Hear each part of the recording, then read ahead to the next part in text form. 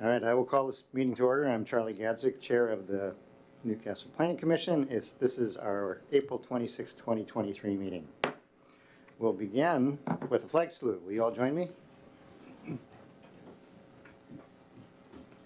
I pledge allegiance to the flag of the United States of America and to the republic for which it stands, one nation, under God, indivisible, with liberty and justice for all.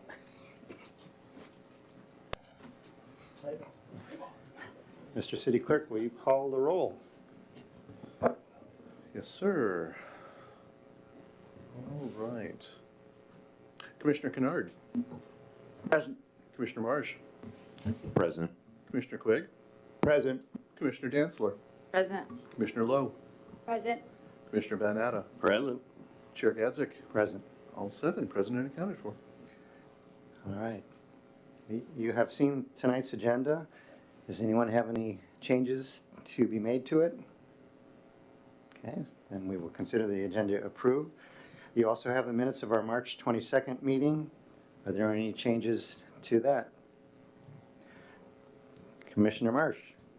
I guess I'm just going to make a comment, something I noticed reviewing them this time, and I'm not going to propose a change, but I guess I just want to be mindful that we're using the phrase missing middle housing, and it occurred to me that that's a somewhat imbalanced, correct. It's if there's a bias inherent in attaching the word missing to the phrase middle housing. I mean, it is middle housing, that's what we're talking about, but we wouldn't call it neighborhood densification. That would be, I think, carry a negative connotation. I'm just concerned that calling it missing middle housing creates an assumption that it's something that should be there, and I think that's something we're still considering. So while I don't suggest we should change the minutes, I guess I just wanted to comment. I think it's something we should be mindful of how we're using that phrase. Okay, with that, we will consider the minutes to be approved, and I will now open up the public comment period. There is no one in the audience other than our guest speaker tonight, who could make a public comment if he wanted to. Is there anyone joining us online that might be making a comment? There is not, so we will close. I will close the public comment period and invite the commissioners to make any comments, and please just jump in if you have a comment to make.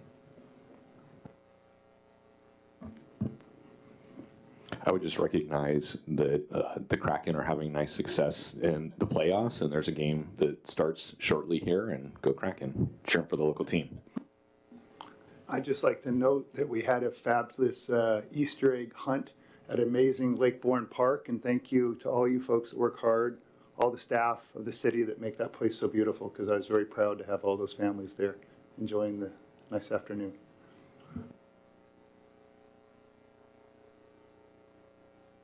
Okay, that brings us to reports. The chair does not have a report. Director Hoffman, you have the floor for your report. Thank you. No formal report tonight. I just remind the commission House Bill 1110, as amended several times, made it out of the session, is waiting the governor's signature. Staff will do an analysis, update City Council, and it'll be a couple weeks to be able to fully address any questions about how it affects the city of Newcastle. But it's forthcoming. Any questions for Director Hoffman? I have one. I was surprised to learn about the exemption for HOAs. Do you know anything more about that other than that there is an exemption? I'm not aware of any exemption for HOAs other than they can't preempt the legislation by being an HOA. I read the opposite.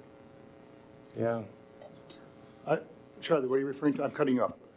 No, go ahead. So this has been big in my email chain text strings lately is, oh, did you see what passed? Did you see what passed, Jim? Yes, I saw what passed. And somebody said, there was an interview in the Seattle Times with the person that sponsored the bill, and she, I believe, said that it can't overrule pre-existing contracts for homes, is what she said when asked about HOA. So I heard what Charlie heard. But I don't know if that was actually in the law. That was just her commenting on her bill. But and I don't know how much weight that carries. And I don't know if that's what he's here to talk about. But We could certainly look into it. In reading the bill 6, 7 times as it amended, and normally we don't even speak to CCNRs and HOAs. What we do for land use and zoning is totally separate from that. It's a private civil matter. The only provision that I'm aware of in there is that you can't undo the legislation by forming an HOA. I don't know how it handles prior CCNRs. And I believe that was her comment. She's like, you can't get around it by forming an HOA. But if it's already in place, then I don't. But that's what I read in that Seattle Times article. Well, I also didn't read into the article, but actually I read it into the article, was that if the HOA had a restriction on anything but single-family homes, that's probably valid. But if they didn't mention anything about single-family homes, then it wouldn't matter. It wouldn't be enforceable. I can clearly say that we wouldn't deal with that in the planning department. That question came up, how does this regulation or any regulation the city passes affect an existing HOA and CCNRs? Our response is civil matter. A judge decides that, please hire an attorney. It's just separate from what we do in development regulations. But we'll keep an eye open for opportunity to answer questions like that.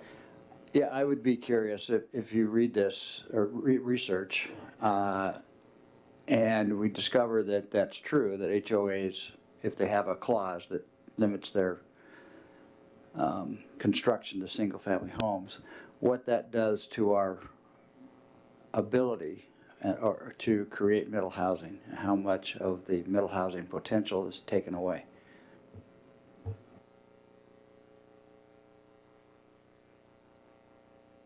As director, civil matter, hire an attorney.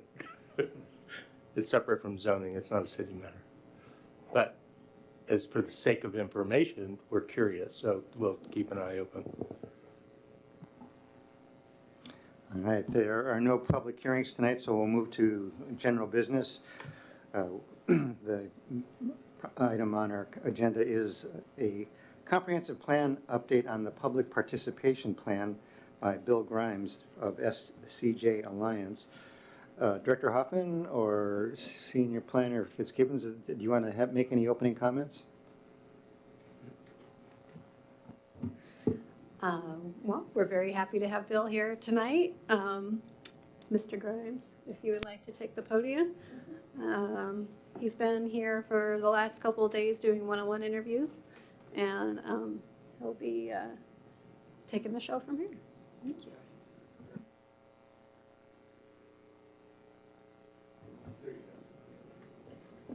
I think I pressed the right button. Very good. Thank you very much, Ms. Fitzgibbons.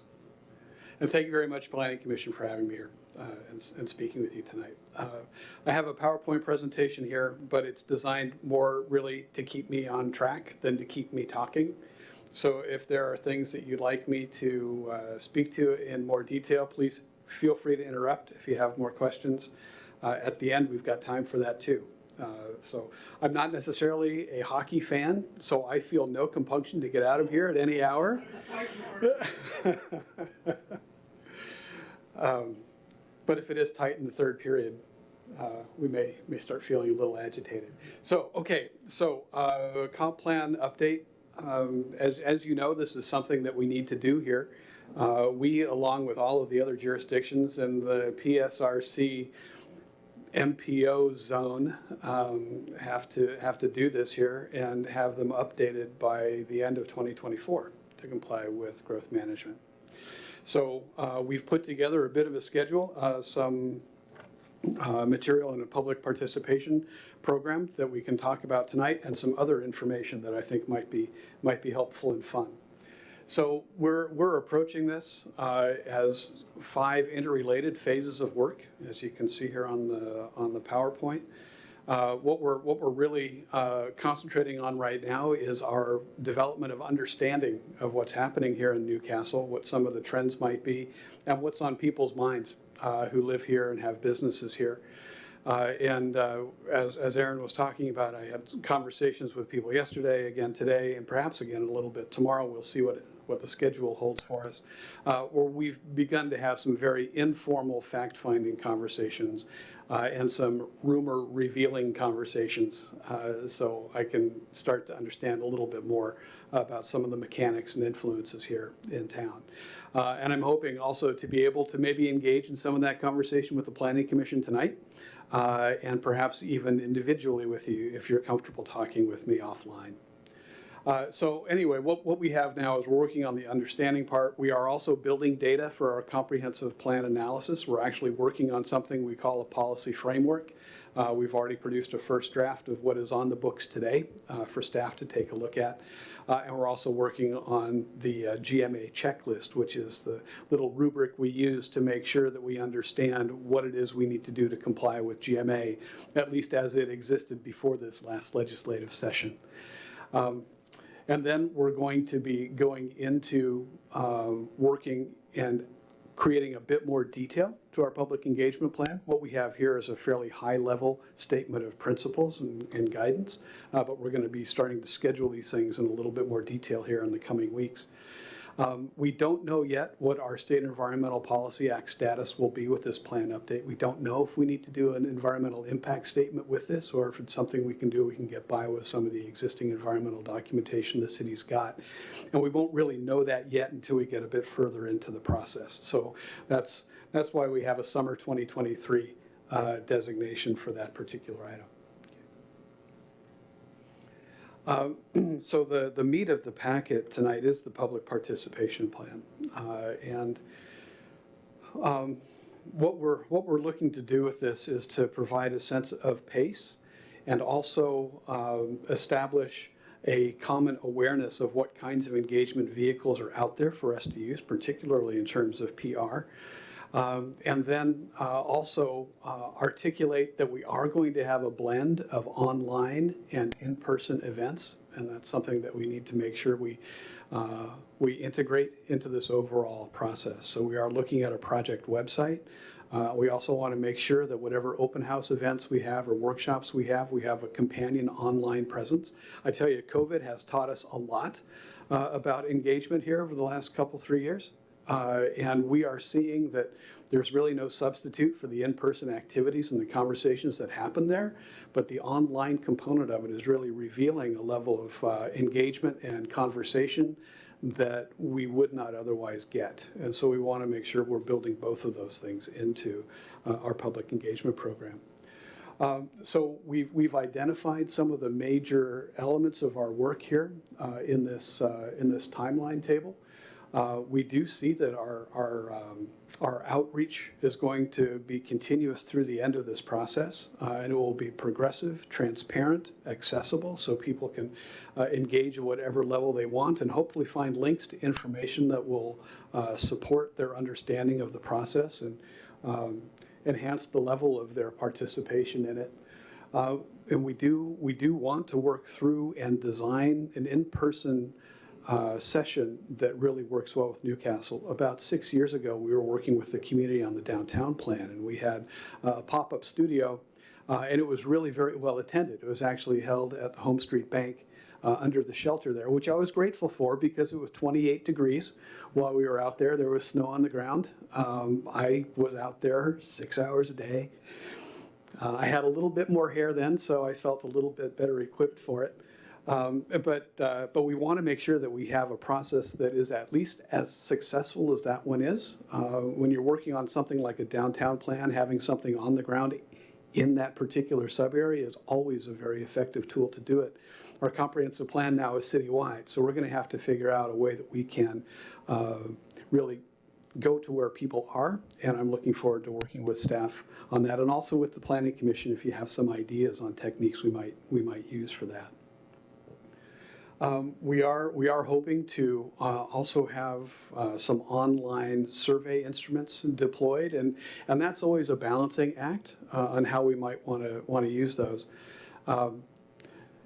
Sometimes we use surveys earlier on in the process. Well, let me also make a distinction between a survey and a questionnaire, and I should probably be using the term questionnaire.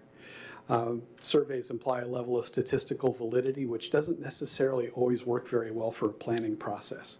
They're good for discerning opinion on a topic at a time, but when we're looking at a planning process, that's usually a little bit more value laden and is looking off into a more abstract future. And so that type of statistical validity is a difficult tool to apply to planning.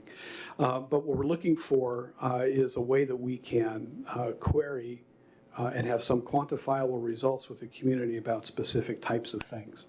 And if we use it earlier on in the process, the surveys or questionnaires tend to be more focused toward community values and priorities, and establish for us a sense of how we begin to measure and relate trade-offs in the choices that we need to consider in planning. Or we tend to use them later in the process when we've already gone through some of that trade-off consideration, and we use it to review and vet what we might be understanding or beginning to propose as a plan. And we want some kind of community check-in on how these ideas are beginning to gel. So that's something that we'll be working with you with too. When you think that the right time for that questionnaire application may be, and maybe we do it at both times. I don't know yet. I'm not necessarily sold one way or another, but that is something that we want to make sure we take advantage of, particularly since people are so comfortable now with this type of online access to a process like this. Okay, and so we're hoping to be able to bring a draft of a plan back to you in perhaps the second half of 2024, hopefully the early part of the second half of 2024. So you'll have a chance to see what the entirety of a document is going to look like. We also are hoping, and I'll get into this here in a subsequent slide, that the Commission's involvement in this thing really is continuous. So that by the time you see a draft document, it's something that you already know. And we'll talk how best to take advantage of your volunteer spirit here. And then we'll be working hopefully jointly with the City Council, where you have an opportunity to explain to the City Council how the plan got to where it is, and bring them along in the process. And then we'll go into the more formal public hearing process, where we'll have public hearing with the Planning Commission and then on to City Council for hearing and ultimate adoption. Okay.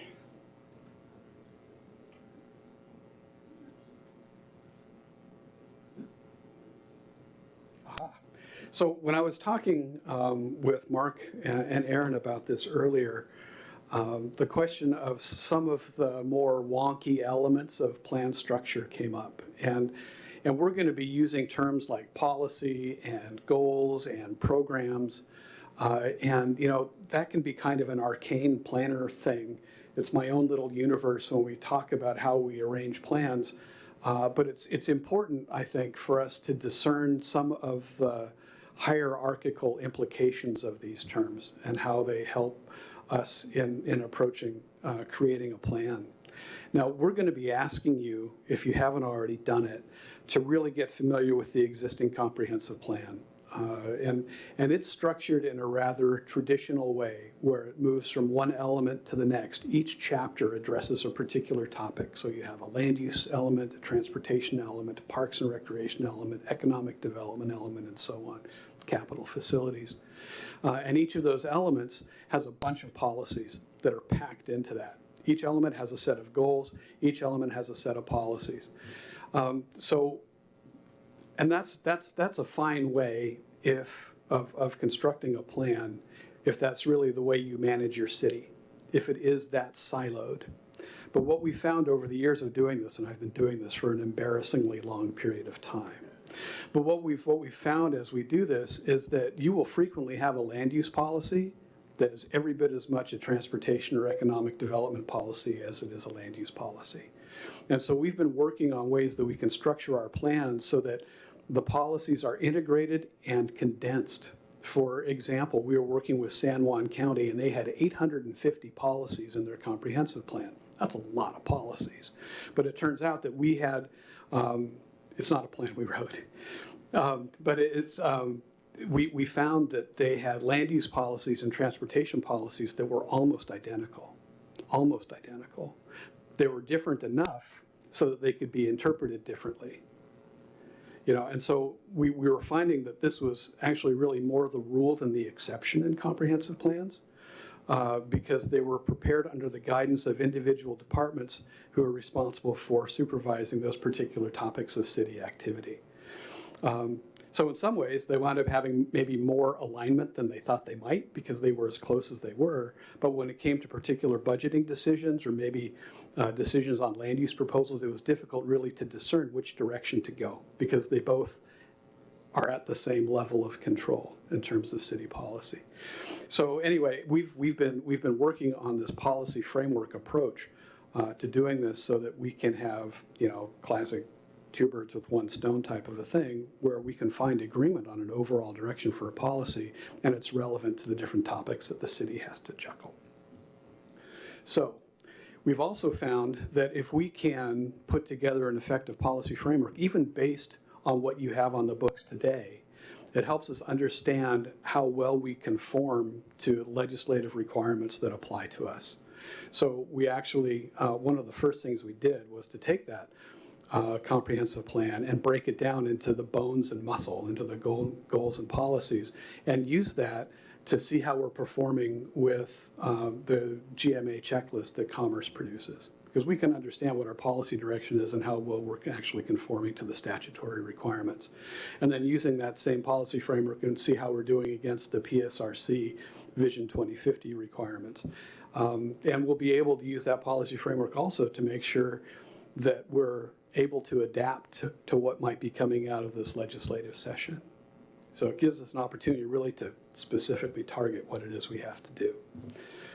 It also gives us a great tool to make sure that we have internal consistency. It's not uncommon. Wait, let me put that in the positive.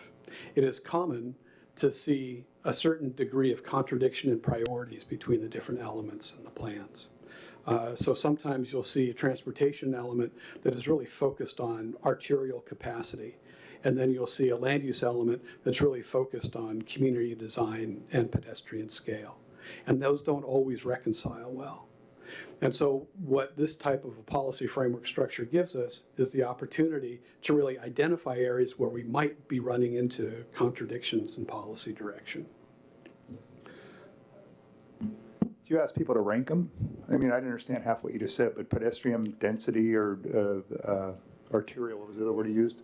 I was just, you know what I'm saying? Like, Yeah. what do you care more about, hot dogs or burgers? Let's put it in my words. I was wondering, did you guys do that kind of thing with public and ask them, like, if you had to prioritize these three things, like what matters most? Well, and that's a great question. And what we've found is that more often than not, it's a question of where, as much as a question of what. So, and it's one of the things we were doing in our conversations today is that as we were talking to folks, you know, I was taking notes on a scratch pad, but I was also taking notes on a map, because there may be some things that are more relevant in some areas and less in others. And so I really appreciate the question, because that really does cut to the heart of a lot of this. You know, is that how do we balance some of these trade-offs? And maybe in some cases the trade-off balance is really quite easy because it applies to a particular neighborhood. And so what we'll be working with, and this is probably one of the most early structural changes in the plan, is that we'll try working on what we call a spatial vision. So that right now you have a vision in your comprehensive plan, and it talks about what Newcastle is and what Newcastle hopes to be. And what we're looking to do is to take that, but also fine tune it a little bit so we can understand what different parts of Newcastle might be aspiring for. And so if we're giving that spatial context to the vision, that helps us deal with those kinds of trade-offs. I love your answer, because there's some areas of Newcastle where there's a lot of speeding, and you would have thought that was the biggest issue in the world, right, was speeding. And there's other people that really care about their views or the aesthetics and stuff like that. So I'm glad that you're kind of like, you're going to get down to the nitty-gritty spatial. Yeah, and actually we can go back a couple of slides. There we go. So this is the sketch map that we were doing today during our conversations. And so as people were bringing up topics, I was trying to keep up with them and take notes. So like one thing I didn't necessarily recognize coming into these conversations is that Coal Creek Parkway is really a very important capacity-rich arterial street. And it's a dividing element in that it's difficult to get from QFC to Safeway if you're going to be shopping in both places, or if you're one neighborhood and you've got a friend on the other side of the street, it's a difficult arterial to cross. Okay, that makes a lot of sense, and I think I was already beginning to intuit that. But in the conversations today, I also learned that it is a dividing line between the Issaquah School District and the Renton School District, and there's a whole other package of issues that go along with that. And so this is the type of window that we begin to get into the community by having that spatial sensitivity and having it at a high enough level. So we're not necessarily trying to tie policy direction to it yet or zoning rules to it yet. We're just trying to understand what some of the dynamics are. And that'll inform how we start thinking about knitting together solutions. Okay, thank you. Okay.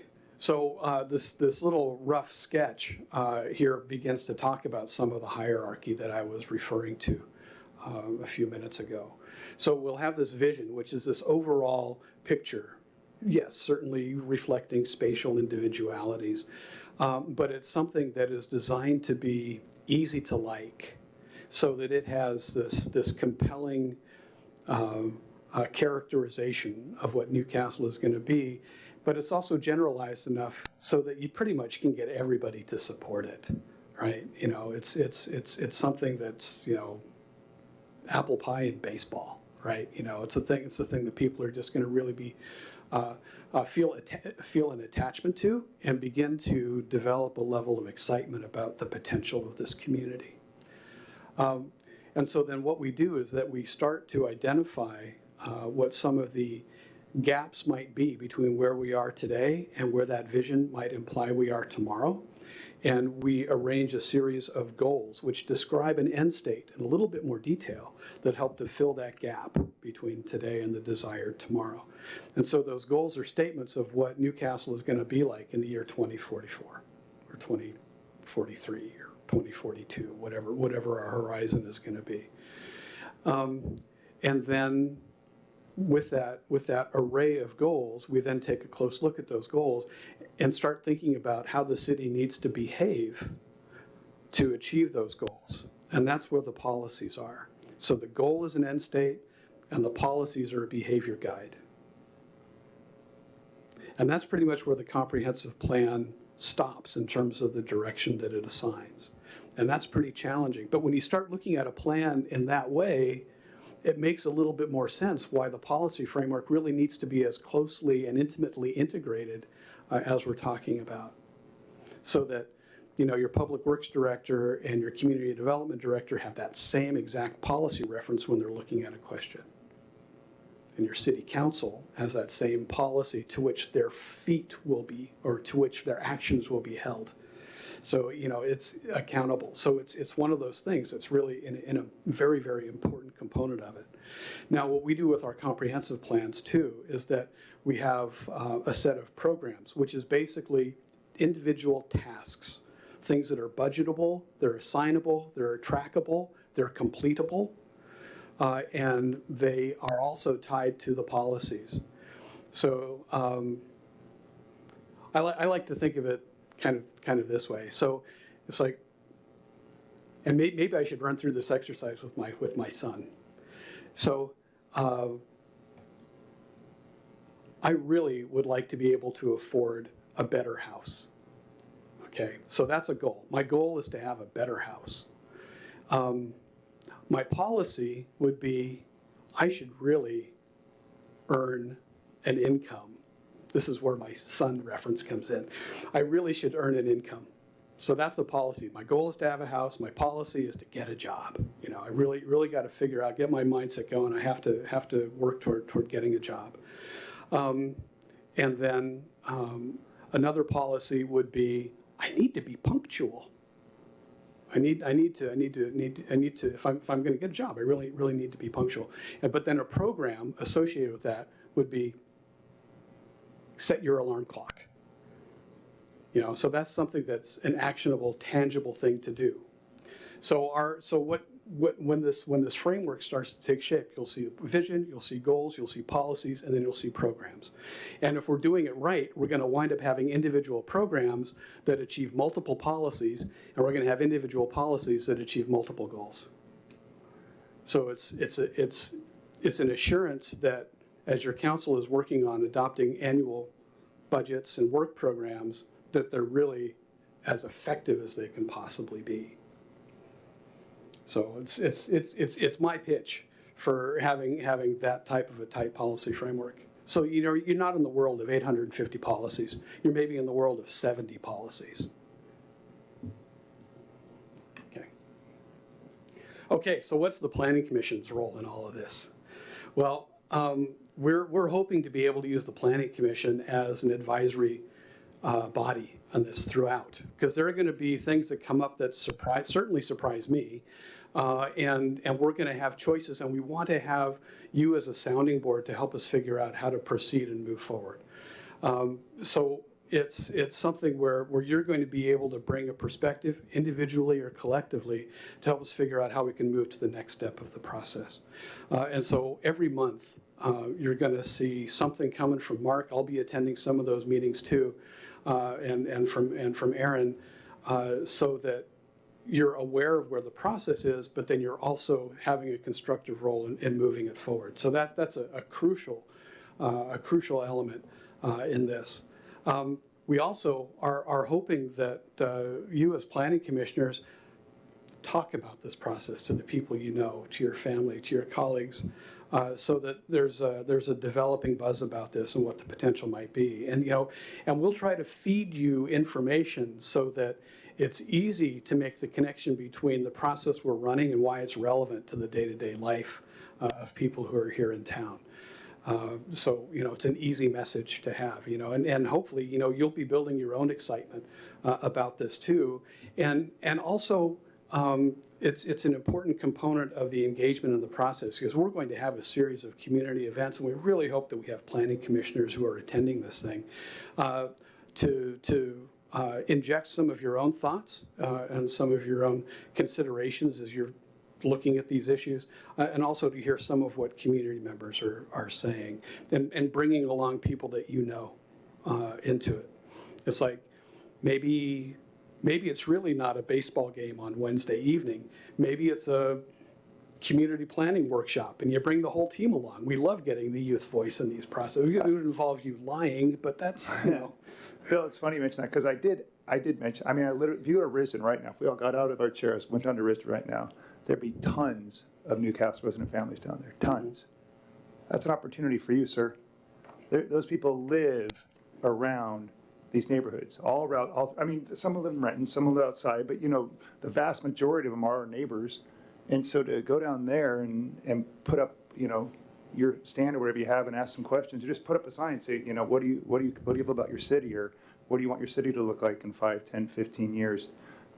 People will come up and talk to you. You don't have to wait till Newcastle days to get a ton of residents around here. So that's a great idea. Yeah, and we love to do that. We were working on a project in Sammamish, and they had a concert series. And so we appeared at 4 different concert series, and they were offering them in different parts of town, and we got a completely different array of ideas and thoughts, and it was just wonderful. So yes, we're looking forward to opportunities just like that. We'll be sending you information. So while we're asking you to take a look at the plan, and you'll probably take a look at the existing plan chapter by chapter, and that's fine. But the way that we're giving you information is probably going to be arranged topic by topic, because that's consistent with the way the framework is going to come together. But we'll be getting you draft information to look at and chew on, and maybe give us some course correction if we need that. And it can be something that can also be part of a conversation among the commissioners as we have ideas that are maybe puzzling us a little bit. And then this is a community-driven process, and you are a community commission, and we're hoping that you can be ambassadors to this community as part of this process too. you're here because of your passion for Newcastle. And I think that's something that can really infuse and inform the conversations you have with people in town. Now, I don't know if that's going to take the shape of talking to someone who's been, waiting for checking out groceries or hanging out, at the library. But I mean, it might be. But there is some hope that I have that you're able to lend the process a level of credibility by being public about it and being out there and inviting people to become involved in it. We will be asking for a recommendation. Hopefully, it'll be an enthusiastic recommendation when it goes to council. You will have developed a lot of familiarity with the issues the plan is trying to address. You'll know about the strategies that we're looking to employ here. And so you'll be a really effective, informed, and trusted recommending body when it goes to the city council. And in some of the conversations we've had yesterday and today, people have wanted to make sure that the planning commission had a really good chance to take a look at what's coming out of this process before it went to the city council. So you probably already know this, but it was really refreshing to me to see the level of trust the community has in the commission and how valuable your reviewing chops are in the overall process. And to the extent you're willing to have it tonight, I'd love to just have some free-form comments about parts of what you're hoping for in Newcastle. Maybe some of the things that we need to make sure we're paying attention to as we're just embarking on this process now, collectively or individually. It would be very helpful for me. So maybe we can go on to the next slide, and that's it for the framework presentation. So nothing's off the table. So feel free to ask me anything. Hopefully, it'll be about the comprehensive plan. I don't have a question, but just some observation. There are two magazines that I get religiously every month that come to me as a resident. One is Newcastle News, and the other one is Newcastle and Newport Hills, two sort of neighborhood magazines that I think everybody gets. And it would be a great way to publicize what's going on. There's another one called Greet, isn't there? Or maybe one of them changed their name to Greet. But yeah, that's a great idea. Did you say Greet? Greet, yeah. I kind of feel like one of them changed their name. We can find it for you. I have a question and then just a comment about what I'd like Newcastle to be.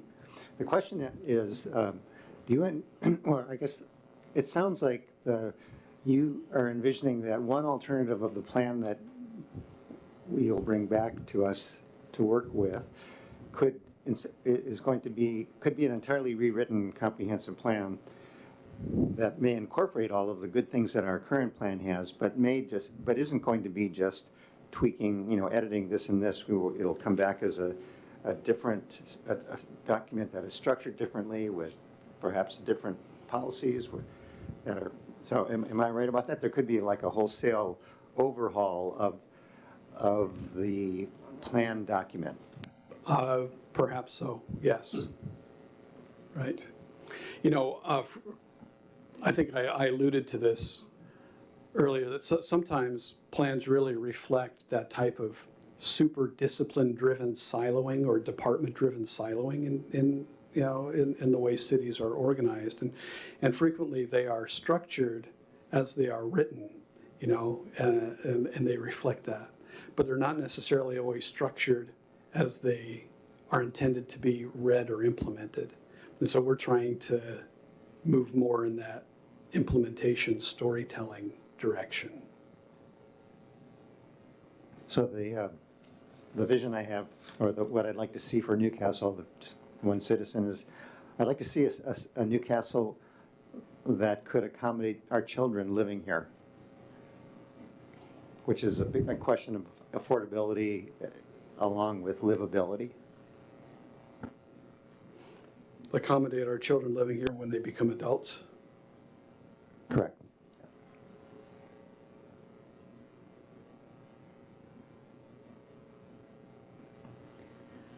Hi, Bill. I have a question regarding participation and engagement. Obviously, we want the community to engage in the planning process. Do you have any specific goal, meaning what percentage of outreach we need to do, and when is like we need to do more, or that is, considering I think people saying like voting turnout 30%-ish. So is there some sort of goal for the outreach? I haven't configured a goal yet.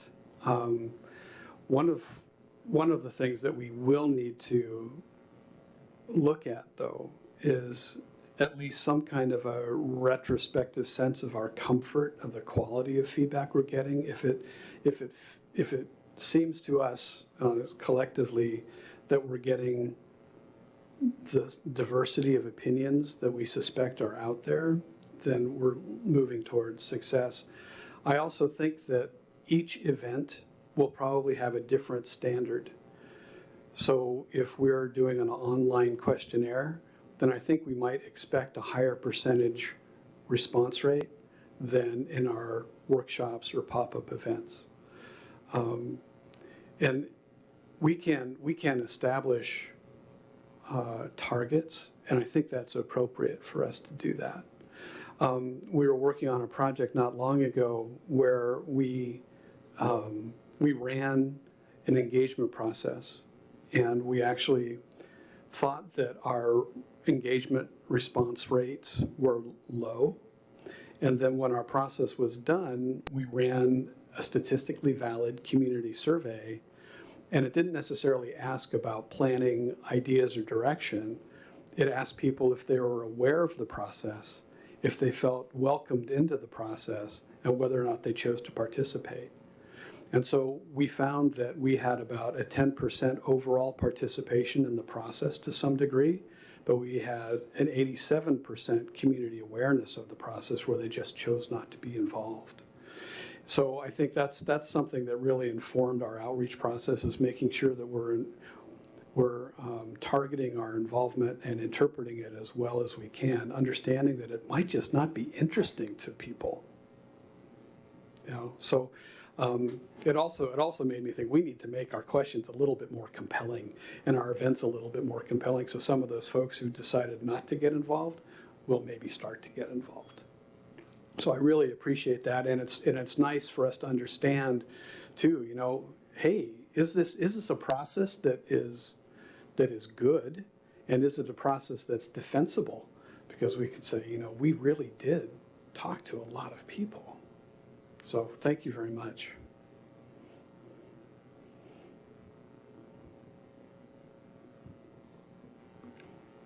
When you were talking earlier about, I think it was some conversations you were already having in Newcastle, and it really came up that location, like the actual location that someone was talking about, mattered, and the opinions of what would happen there would differ. Can you give an example of how that translates into a comprehensive plan? Because when you start talking about policy, how would that work?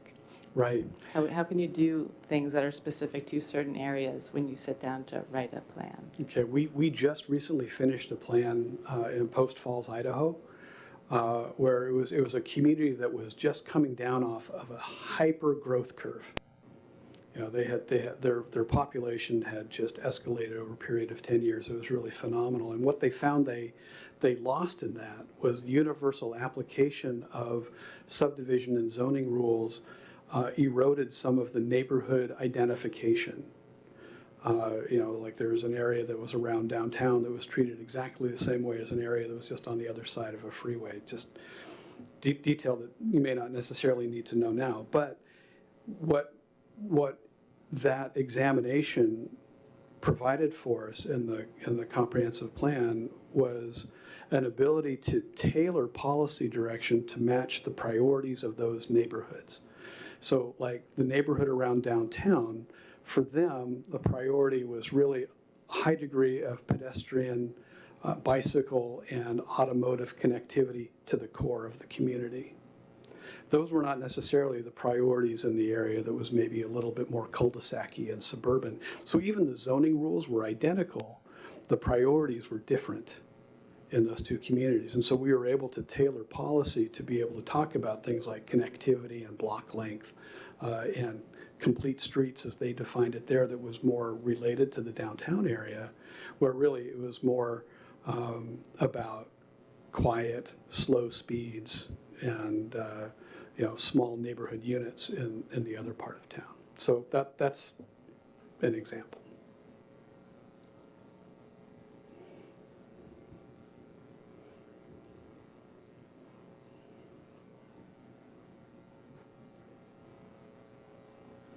Any other questions for Bill? Fire away.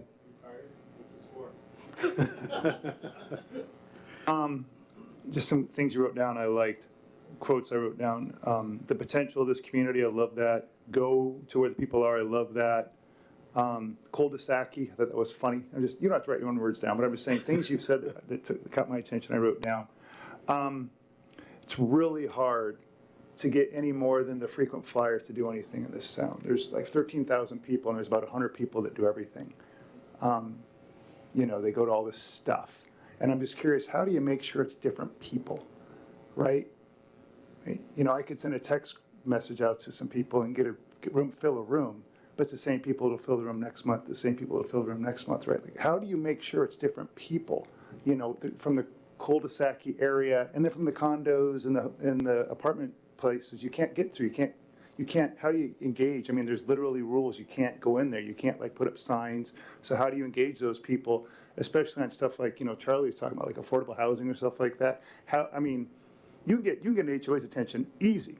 Reach out to the president, tell the president, to email their list. Boom, you got 50 people at something.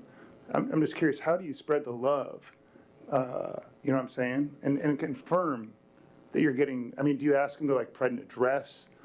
If you do it via online, could I get a bot to generate 1,000 emails and give you 1,000 fake responses to your survey online? I'm just curious, how do you make sure you're getting the slice of Newcastle? I was going to say slice of America, but the slice of Newcastle. Mm-hmm. Yeah, no, that's a great series of questions. We've found the most success in reaching the people who have no idea what's going on with city life by actually getting in their way. Yeah, you had a great example, going to a sport event, where people are going to be. I lived in Okanagan, Washington for a while, such a small town. There are people in Washington who have no idea where Okanagan is. But everybody in Okanagan was at the football game on Friday night.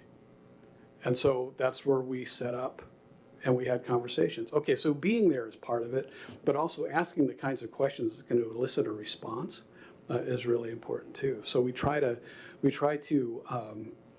put together questions and exercises that are real. Like we do something we call a penny poll, which is so simple, but it's so tactile, where we give people a stack of 10 pennies and they have to figure out how, if they were a city council person, how they would budget to resolve these pressing issues that the community is facing. And so if they feel equally about each one, they drop a penny in each jug, but if they start thinking, well, sidewalks are really important to my town, they put 2 pennies in there, something else has to go wanting. And so, so things like that. They're simple and they're tangible, and they also sound great when they're dropping pennies in the jugs. And some people will go ahead and, like your auto bot, some people will just go ahead and traffic congestion's big on their mind, so they'll take 10 pennies and they'll throw it in the traffic congestion, because they're not taking it seriously. But still, the results tend to balance out, and it's a fun exercise. And one of the other benefits about that kind of thing is that you get results in the moment, but you also light a spark sometimes with people who wouldn't necessarily think about these things, and they see how it's relevant to their neighborhood, to their investment in their home, to the quality of the school that their kids go to, and so it starts making, connections. And these people wind up also often becoming part of the process on a more enduring way. And in some cases, folks who participated in our exercises who really did not necessarily see themselves as civic-minded wound up running for city council positions or getting appointed to planning commissions or doing other kinds of volunteer activities in their community. So we really try to take advantage of those opportunities and push for them. And I love what you just said, because the reason I'm asking this, because I was reading the materials that we got beforehand. It talks about the city website. I don't know how many people use the city website. I could count on one hand the people that have bookmarked the city website, not in this room. The Seattle Times, that's probably a legally required thing, right? You know, I think Facebook, right? Like the stuff people are using, you know, when they wake up in the morning, they look at their phone to see what's going on. There's the Newcastle neighborhood Facebook page. That's got tons of people in it, right? You could advertise your stuff in there, Bill, and get a lot of people in there. So take full advantage of the stuff outside the official city channels to make sure you reach those different communities, maybe.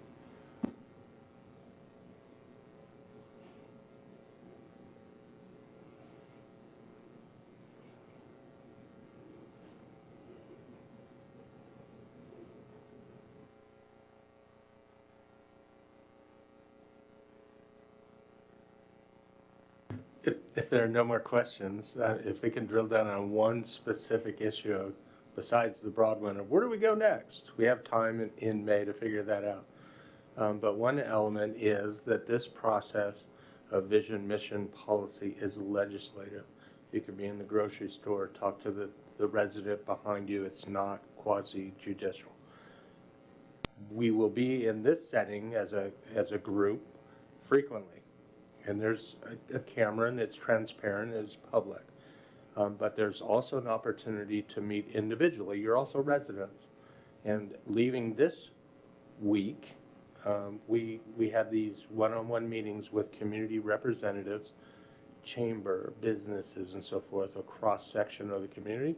You're also part of that cross-section.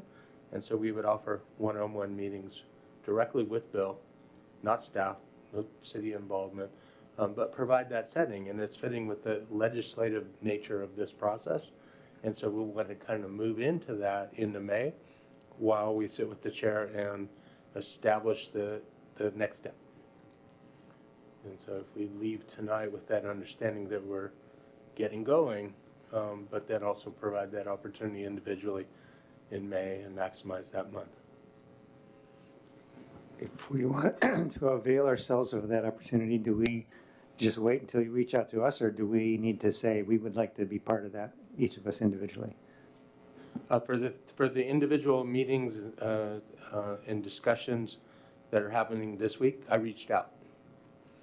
No, for the ones particularly For this week, and so I don't mind that. for the planning commission. Exactly, I don't mind that style. So if that's what you would like me to do, I can set it up for you, with you, and organize it, schedule it, team, Zoom, in person, essentially manage that and then step back and let it happen. That might be the most organized way. What I didn't want to do this week is throw it out there, hear silence. I wanted to actively approach it and get in there and make it happen. So my preference with the commission is that all of you take advantage of it and that I can do the mechanics of it so that you don't have to. We find a time that works for you and Bill and make it happen on a platform that works for you. Let me just, so if we want to be part of that, we should tell you, and each of us should tell you that. If that's your preference, or you could, as a group, just say yes right now. I'm fine with Yes. that. We could move right into it. Sounds like it's unanimous. Chair Gadsden, if I may. City clerk? I assume that as part of this equation, we're taking into consideration the fact that we're not trying to engage with more than a quorum of this body at one time.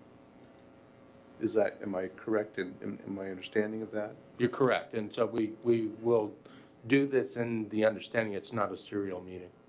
It's not leave the one-on-one. The one-on-one's no problem, it's legislative. You can meet with us, you can meet with Bill, but then, you know, the standard city attorney caveat, don't then start a group meeting on your own and have a quorum and discuss what you talked about, and do that in this setting that's provided every month. where it's noticed the opportunity for the public to see that work happen, but individually, it would not be a violation of that.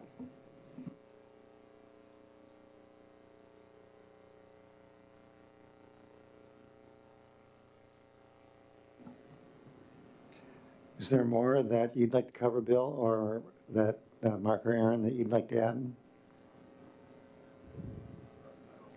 Anything else from commissioners? All right. Thank you very much. All right, thank you very much. Thank you, Bill. That was fabulous. We now have an additional public comment period. I'll open that period right now. There's, no one has joined us here in council chambers. Has anyone joined us online? Looks like no. Nope, then we will close the public comment period. Our planning calendar, apart from the meetings that we just discussed, which could happen anytime over the next several weeks, our next commission meeting is May 24th. And Chair Gansey. yes, There is one item under upcoming meetings that I wanted to highlight for the commission. As you probably are aware, we're getting ready to hold a town hall meeting in June. City Council will be hosting a town hall meeting. And it looks like, and so stay tuned for more information about this, that there will be some desire to encourage the advisory commissions, along with different departments, to have a presence, to be available maybe a little before the town hall gets started and throughout, so that people can come by and engage with you and maybe ask questions and dialogue with you a little bit. So that's not fully formed, but this was something that came up in meetings just this week. So please stay tuned on that score. has a date been set? The date is currently set for June 6th, and the best indications are that it will be held at the golf club as it was last year. We'll know more after Tuesday. Time?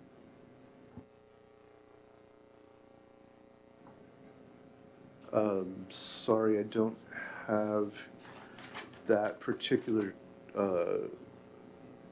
tool in front of me, so let me check.